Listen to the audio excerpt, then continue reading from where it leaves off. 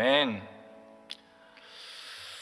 목사님께서 출타하셔서 한 4일 정도 새벽 기도를 하게 되어진다는 소식을 들었을 때 무슨 말씀으로 은혜를 나눌까 이렇게 생각하면서 이것저것 말씀을 준비했었습니다. 근데 갑자기 주보를 봤더니 시편 강의라고 새벽 기도 제목이 나왔더라고요. 그래서 어쩌면 이것도 하나님의 인도하심이 있겠구나 싶어서 순종하는 마음으로 다윗의 시편 몇 편을 지난 화요일부터 여러분과 함께 나눴던 것으로 기억이 납니다. 그래서 오늘도 잠시 그 시편 말씀으로 은혜를 나누려고 합니다. 우리가 읽었던 시편 16편도 우리가 어제 보았던 그 시편 141편과 크게 차이가 나지 않게 다윗이 좀 어렵고 힘든 상황 가운데서 기록하였던 시편이고 노래입니다. 그러니까 누군가 인도를 하면 그 인도에 따라서 함께 노래해 주는 그런 노래들입니다. 그리고 오늘 본문에서 다윗이 이렇게 고백하죠. 주님밖에 없습니다. 저는 이 고백이 우리들의 정말 믿음 중에서 나오는 진실한 고백이라면 하나님이 정말로 기뻐하시는 고백이 되어질 줄로 믿습니다. 주님밖에는 복이 없습니다. 다윗만의 고백이 아니라 모든 그리스도인들의 고백이 되어야 할 것입니다.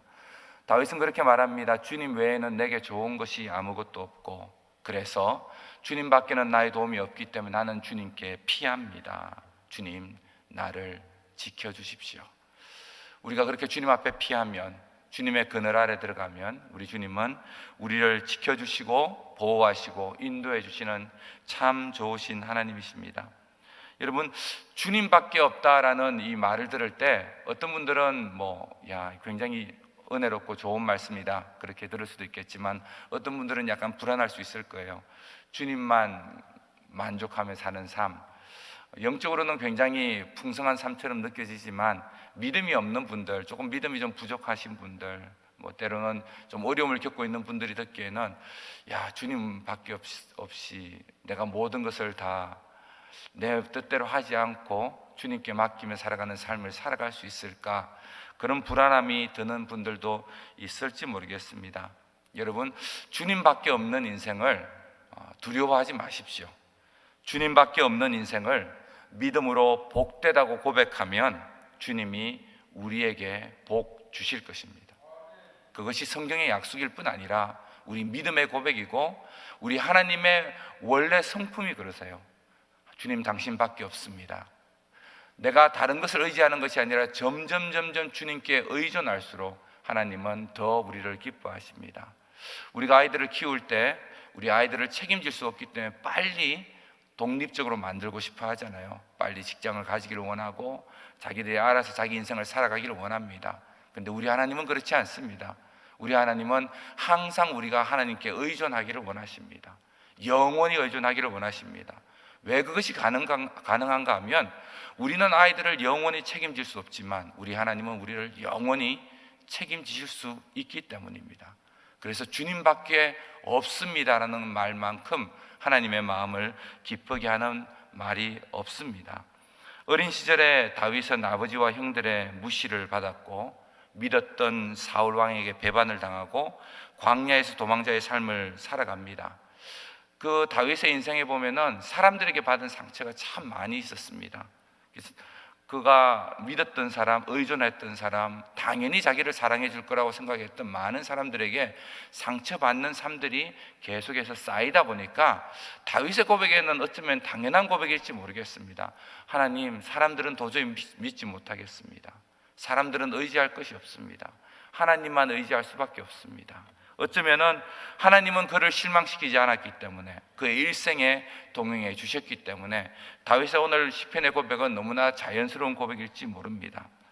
하나님을 통해서 하루를 살았고 또 목동에서 이스라엘 왕이 되었고 그동안 느껴왔던 많은 인생의 경험 또 신앙의 경험이 사람이 믿을 존재가 아니라 하나님이 믿을 존재다, 하나님을 향한 무한한 사랑과 신뢰가 오늘 시편에서 처음부터 고백되면서 시작되어지고 있습니다. 그런데 여러분, 오늘 시편 우리가 3절을 집중해서 볼 건데 3절에 오면은 오늘 시편에서 다윗의 삶에 중요한 변화가 있었다라는 것을 보여주는 의미 있는 성경 구절이 바로 3절 말씀입니다. 다윗의 일생에 항상 그렇게 고백했거든요. 하나님, 사람 믿을 거 없습니다. 하나님밖에 없습니다. 굉장히 멋진 말처럼 들리잖아요. 그런데 오늘 시편 3절은 16편 3절은 어떻게 말합니까? 땅에 있는 성도들은 존귀한 자들이니 나의 모든 즐거움이 그들에게 있도다. 하나님밖에 없다고 고백했습니다. 의지할 분도 하나님이시고 사랑할 이도 하나님이시고 복도 평안도 기쁨도 즐거움도 모두 하나님께로만 옵니다. 다른 시편에서 그렇게 다 기록했거든요. 다른 신도 없고 다른 사람도 없고 오직 하나님밖에 없습니다. 나의 모든 즐거움은 하나님께 있습니다라고 항상 고백하는 다윗이었는데 오늘 시편 16편 3절에서 이렇게 고백한단 말이에요. 땅에 있는 성도들에게 모든 즐거움이 있군요. 흔히 우리가 사람 믿을 것 없다라고 말하는 때 우리는 다 동의합니다. 또 그렇게 말하는 사람들에게 하나님밖에 없습니다라고 고백하는 사람들에게 경건한 믿음을 가지고 있구나라고 생각을 하게 되어지죠. 근데 여러분 오늘 이 말씀을 통하여서 한번 여러분들 기도하면서 묵상해 보시길 바랍니다. 하나님은 우리가 그 믿음, 아주 경건해 보이는 하나님밖에 없습니다라는 믿음에서 한 걸음 더 나아가기를 원하고 계십니다. 그 별것 아닌 것 같은 이 한 걸음이 사실은 믿음의 성숙을 결정합니다. 그리고 우리가 실제로 살아가는 하루하루 살아가는 신앙 생활의 삶의 질을 결정합니다. 그것을 결정하는 그 중요한 한 걸음이 오늘 우리가 봤던 3절 말씀입니다. 하나님밖에 없고 하나님만 사랑하고 누구도 거부할 수 없는, 누구도 부정할 수 없는 그리스도인들의 중요한 고백인데, 그런데 하나님이 지금 이제 이렇게 말씀하시는 거죠. 자, 이제 내가 고백한 그 신앙 고백, 하나님밖에 없습니다. 나는 하나님만 의지합니다. 하나님이 최고입니다. 하나님 사랑합니다. 라는 고백 위에, 이 고백 위에 한 걸음 더, 한층 더 건물을 쌓아나가는데 어떤 건물인가 하면 이제 네 신앙 고백 위에 그 믿음으로 내 주변을 돌아보라. 성경은 지금 그렇게 이야기하고 있는 것입니다. 우리를 둘러싼 수많은 인간관계, 가족들, 교회의 믿음의 동료들, 성도들, 직장에서 가끔씩 만나는 또 믿음이 있든 없든 내가 맺어온 인간관계의 사람들, 그곳에서 하나님이 주려고 하는 진정한 복이, 모든 즐거움이 내가 만나가는 사람들, 내가 경험하는 사람들, 나와 함께 부대끼며 살아가는 이 사람들 속에도 그 모든 즐거움이 있다는 것을 발견하라는 겁니다. 하나님만 믿습니다. 모든 즐거움이 하나님께 있습니다.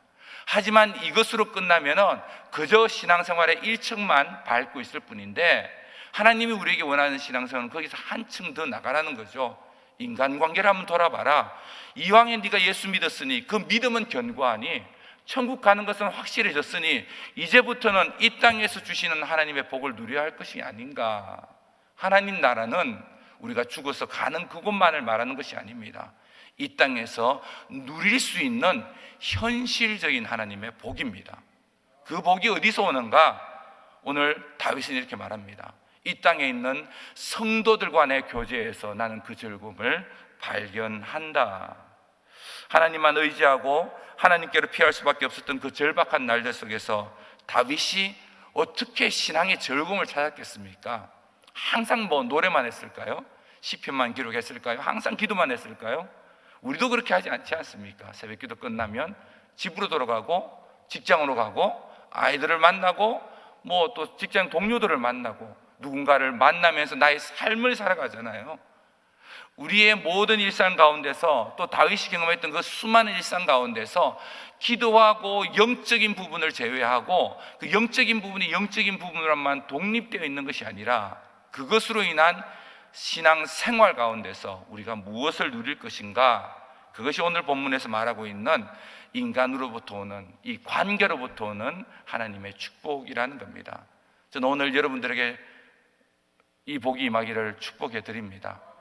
여러분들이 만나는 모든 사람들에게서 하나님이 숨겨두신, 하나님이 부여해 주신 그 놀라운 축복들이 발견되어지기를 축복합니다. 여러분 자녀를 볼 때 즐거움이 생기고, 여러분들 부모님을 볼 때 평안함이 생기고, 남편과 아내가 더불어서 또 성도들이, 내가 만나는 직장 동료들이 하나님이 이래서 내게 이분들을 붙여주셨구나 느낄 수 있을 만한 그런 축복이 그곳에 있다는 것을 믿고 한번 돌아보는 하루가 되어지길 바랍니다. 그래서 오늘 한 2가지 정도 여러분과 함께 나누려고 합니다. 첫 번째는 인간관계보다 중요한 게 있는데 그게 뭔가 하면 내가 이 인간관계를, 누군가와의 관계를 어떻게 바라보고 있는가, 나의 시각이 더 중요하다는 겁니다. 인간관계보다 중요한 것은 그 인간관계를 바라보는 시각이다. 다윗은 유난히 상처가 많았던 사람입니다. 아내, 아버지, 자식들, 그가 자란 가정에서는 사실 특별하게 행복한 인간관계를 말하기가 참 어려울 정도로 상처가 많이 쌓여진 가정에서 성장했고, 그가 나중에 이루었던 가정도 크게 차이가 나지는 않았습니다. 배신과 위협으로 가득 찼고, 사회적 인간관계를 말할 것도 없고, 가장 견고하고 신뢰의 대상이 되어야 되는 영적 지도자 다윗은 종종 제사장들에게도 실망하였거든요. 하나님을 신뢰하고 예배를 인도하고, 내가 볼 때는 영적으로 훨씬 더 나보다 뛰어난 사람임에도 불구하고 그 사람과의 교제 가운데서도 실망한 경험이 많았던 것이 다윗입니다. 물론 동시에 다윗에게 위로가 되었던 사람들도 적지는 않았습니다. 목숨을 걸고 자신을 지켜준 친구 요나단이 대표적이죠. 그리고 평생에 그의 곁에서 함께 꿈을 꾸고 그의 힘이 되어준 충성된 부하들도 그 인간관계 속에서 포함되어 있었습니다. 그런데 오늘 시편이 말해주는 게 뭔가 하면, 상황과 사람에 따라서 변할 수 있는 이런 인간관계, 내가 가족, 상처받은 가족, 또 내가 신뢰할 수 있는 친구, 상황과 사람에 따라서 인간관계는 항상 변할 수 있습니다. 그런데 다윗에게 이렇게 하나님이 가르쳐 주신 겁니다. 그 인간관계를 믿음의 눈으로 바라보는 것만큼 중요한 것은 없다. 여러분, 우리가 모세 이야기를 기억합니다. 모세가 태어났을 때 모세의 집안의 사정은 그다지 좋은 사정이 아니었습니다. 그 당시 아이를 낳고 키울 수 있는 상황도 아니었고, 남자애가 태어나면 이집트에서 그 아이를 죽이라고 명령한 상황이었기 때문에 아이가 태어남이 도리어는 축복이 아니라 저주에 가까운 상황이었습니다. 그런데 그 아이를 죽이지 않고 모세의 부모는 그 아이를 키우기로 결정할 때 성경은 이렇게 말을 해줍니다. 왜 그랬을까? 아이를 바라볼 때 하나님의 눈으로 바라보니까, 믿음의 눈으로 보니까 하나님 보시기에 이뻤단 말이에요. 하나님 보시기에 아름다웠단 말이에요. 하나님의 눈으로 그 시기와 상황과 그 인간관계를 다시 한번 들여다보니까 상황은 하나도 안 바뀌었는데 그 사람이 이뻐 보이더라는 겁니다. 결국 우리가 해야 하는 것은 세상의 기준으로 열심히 만들어가는 인간관계가 아니라 하나님의 눈으로 내게 하나님이 주신 인간관계를 한번 새롭게 뜯어보는 거예요. 내 남편이, 어제까지 바라보던 내 남편이 믿음의 눈으로 바라보는 오늘의 내 남편과는 달라야 한다는 겁니다. 어제까지 바라보던 성도들 간의 관계가 부딪히고 부대끼고 또는 좋기도 하고 나쁘기도 하겠죠. 교회 다니다 보면 그런 일이 비일비재하게 일어나잖아요. 근데 그 성도들 간의 관계가 지난주까지 바라보던 것과 기도하고 나서 믿음의 눈으로 한번 뜯어보는 오늘의 눈은 달라야 된다는 겁니다. 그렇게 되어지면 하나님께서 과연 이 사람을 왜 내게 붙이셨는지가 깨달아지는 것이고, 그곳에서 하나님이 내게 부여하고자 원하시는 나를 위해 준비해 놓으신 즐거움이 찾아질 수 있다는 겁니다. 세상의 기준은 다양한 기대와 만족감으로 사람의 가치를 결정하죠. 이 사람은 이래서 나에게 유익이 되고, 이 사람은 좋은 사람이고, 이 사람은 나쁜 사람이고, 그 가치에 맞게 내가 어떻게 리스폰드 할지도 정합니다. 이 사람이 나한테 100을 줄 수 있는 사람이면 나도 100을 주고, 이 사람이 나에게 아무것도 못 주는 사람이면 나는 그냥 아는 척만 하고 지나가는, 그 정도만 해도 믿는 사람이 괜찮은 거야 하고 우리는 그렇게 넘어가죠. 하지만 하나님의 기준은 그 사람 안에 지금 하나님이 어떻게 일하고 있는지에 집중해 보라는 겁니다. 아직은 믿음도 없고, 아직은 불편하고, 아직은 아무것도 만들어지지 않은 사람인 것 같은데도 그런 사람일수록 하나님이 열심히 일해주고 있거든요.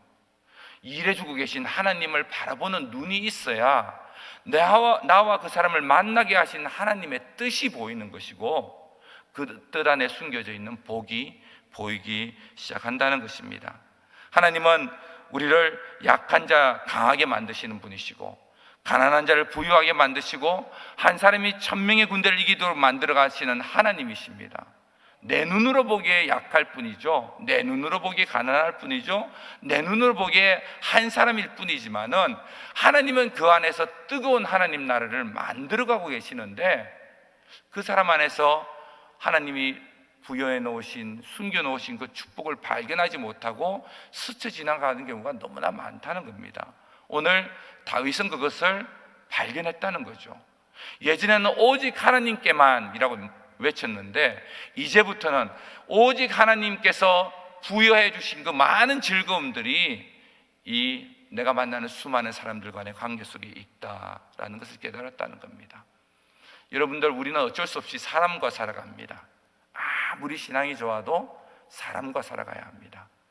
여러분들 주변에, 여러분들 가족과 또 우리 교회 안에 우리의 인간관계는 어떻습니까? 신앙생활보다 어려운 게 인간관계입니다. 교회를 떠나는 이유는 하나님께 실망해서 떠나기보다는 사람 때문에 떠납니다. 그렇다면 우리가 좀 더 진지하게 바라봐야겠죠.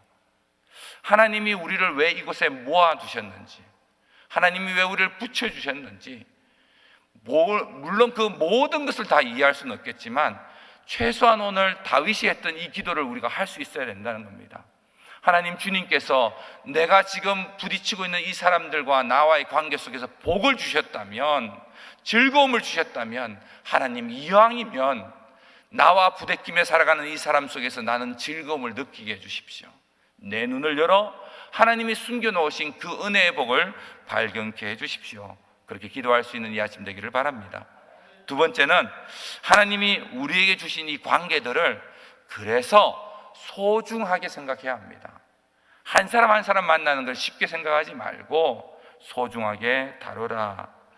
아무리 절절한 믿음의 고백을 하더라도, 하나님을 향한 우리의 믿음의 고백이 아무리 아름답다고 해도 하나님 사랑, 이웃 사랑이라는 이 십자가의 기본적인 정신이 우리 신앙생활 가운데 이루어지지 않으면 우리는 불균형적인 신앙생활을 하게 되어지는 겁니다. 다시 한번 3절 보면 이렇게 말하죠. 땅에 있는 성도들은 존귀한 자들이니 나의 모든 즐거움이 그들에게 있도다. 물론 시적 표현이지만 이렇게 단호하게 말합니다. 모든 즐거움이 이 성도들에게 있다. 사람과의 관계에 있다. 하나님이 내게 주신 모든 복들은 사실은 사람과의 관계에서 눈에 보이는 것들이다. 이렇게 말을 하고 있다는 겁니다. 그래서 어떻게 해야 되는가? 이 모든 사람들을 존귀하게 다루어라. 귀하게 여기고 소중하게 생각하고 존중해 주는 그런 인격을 가져라 라고 말씀하십니다. 여러분, 성령의 열매, 저는 영적으로 설명하기보다는 이렇게 쉽게 설명합니다. 성령의 열매는 읽어보시면 사랑과 희락과 화평과 온유와 충성과 자비와 양성과 절제니 이렇게 나오잖아요. 이 9가지 열매는 특별한 영적 의미를 부여하기 이전에 인격을 말합니다. 성품을 말합니다. 성격을 말합니다. 하나님의 성령이 우리에게 오셔서 하시는 일들은, 만들어내시는 열매는 나를 바꿔가는 겁니다. 예수 그리스도의 성품으로 바꿔가는 겁니다. 그 성품으로 내 주변에 있는 사람들을 대하는 거예요. 그래서 내 주변에 있는 사람들을 존귀하게 대하라. 오늘 성경은 그렇게 말을 해주고 있습니다. 주님이 귀하십니다. 오직 한 분밖에 없으시니까요. 그 외에 어떤 것도 우리에게 힘이 되어지는 것도 없고 어떤 것도 우리에게 은혜가 되어지는 것이 없습니다. 우리 주님이 우리 모든 복의 근원이기 때문에 우리에게 귀합니다. 그렇다면 다윗의 고백처럼 오늘 시편 16편 3절의 말씀처럼이라면 우리 주변에 있는 이 인간관계도 귀합니다. 왜냐하면 그 즐거움이 솟아져 나오는, 즐거움이 우리에게 들어오는 즐거움의 통로이기 때문에 그렇습니다. 이것밖에 없습니다. 여러분, 인간관계를 맺어가는 것이 힘든 분들이 있는 줄 압니다. 하지만 이것보다 중요한 신앙생활에 과제는 없습니다.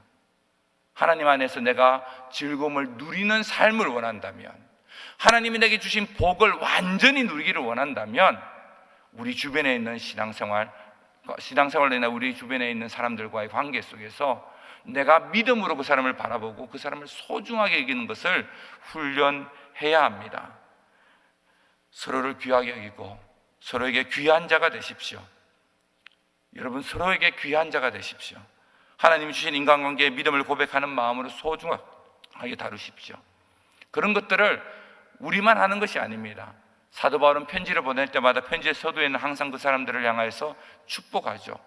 또 그리고 편지를 마칠 때는 나를 도와준 사람들을 기억합니다. 사도 바울의 편지는 하나님의 은혜로 시작하지만은 끝은 결국 사람들의 이야기로 끝을 냅니다. 하나님의 은혜로 시작해서 내가 어떤 사람들을 만났고 어떤 사람들과 동역했고 그들이 나에게 어떤 도움을 줬고 그들에게 내가 무엇을 했고 그들에게서 어떻게 내가 하나님의 은혜를 발견해 갔는지를 이야기하는 것이 사도 바울의 서신들입니다. 하나님의 복이 우리 주변에 널려 있습니다. 교회의 인간관계에 있고 가족의 인간관계에 있고, 여러분 인간관계가 흐트러지고 망가지는 것을 내버려 두지 마십시오. 기도하고 고민하고 낮춰주고 회복하려고 노력하는 것이 참으로 중요합니다. 그래서 사도 바울이 성도들에게 충고할 때 이렇게 말을 했죠. 부모들은 자식에게 상처 주지 말아라. 자식들은 부모님 나이 들었다고 무시하지 말아라. 부부들은 서로 사랑하고 배려해라. 그럴 수 있는 자격이 있는지를 찾으라고 하지 않았습니다. 그럴 수 있는 자격이 있는 사람은 아무도 없습니다. 복은 결국 내가 받는 거거든요. 그럴 수 있기 때문에 그렇게 한다면은 그것은 아무것도 내게 복이 되어지지 않습니다. 그럴 자격이 없는 사람이라 할지라도 그냥 그렇게 하라라고 사도 바울은 권면합니다. 그래야 복이 누려지거든요. 그래야 즐거움이 오거든요. 여러분, 자격을 찾지 마십시오. 애당초 우리는 자격 없는 상황에서 하나님의 자녀가 되었습니다. 우리는 자격 없는 상황에서 하나님의 사랑받았습니다. 하나님은 그 사랑으로, 사도 요한이 말하는 것처럼 내가 너희를 사랑한 그 사랑으로 세상을 사랑해라, 사람들을 사랑해라 라고 말합니다. 그 사랑이 십자가 짊어지는 그 엄청난 사랑이 아니라 내가 자격 없을 때 사랑받았으니 누군가가 자격 없을 때 나도 사랑을 베풀 수 있는 사람이 되어라, 누군가를 소중하게 생각하라고 말을 해주고 있는 것입니다. 사람 필요 없다, 하나님밖에 없다, 거룩해 보이는 말이지만 그것은 아직은 자라지 못한 신앙입니다. 우리의 신앙이 한 걸음 더 자라나려면 그때부터 이 이웃사랑, 단지 이웃사랑이 아니라 하나님께서 내게 주신 모든 인간관계를 귀하게 여기고 이 인간관계 가운데 하나님이 어떤 뜻을 가지고 이 인간관계를 맺어주셨는지를 깨달아가는 것이 신앙의 중요한 진보의 모습입니다. 하나님은 그 필요 없는 사람, 내가 볼 때는 별로 의미 없어 보이는 사람에게 내가 손을 내밀기를 원하시고 계시고 그 사람을 통하여서 일하시는 하나님을 발견해 주기를 바라고 계십니다. 내 아내, 내 남편, 내 자녀들, 우리 부모님들, 성도들, 또 교회에서 목사님들, 하나님께서 여러분들의 기쁨을 주기 위해서 여러분 주변에 두신 분들입니다. 오늘 여러분 주변에 있는 사람들 얼굴을 떠올리시면서 기도하실 때 새롭게 한번 들여다보십시오. 하나님, 내가 이 사람을 평가하지 말게 하시고 사랑하게 하소서. 이 사람에게 가치를 부여하지 말게 하시고 내가 이 사람에게 가치 있는 자가 되게 해주십시오. 하나님이 그런 나의 모습 가운데서 기뻐하시고 그 기쁨을 나에게 부어주셔서 이 땅에 있는 모든 즐거움이 이런 인간관계 속에서 발견되어지는 힘있고 즐거운 신앙생활을 하게 하여 주시옵소서. 그렇게 기도하는 여러분과 제가 되기를 예수님 이름으로 축복해 드립니다. 기도하겠습니다. 하나님 감사합니다. 하나님이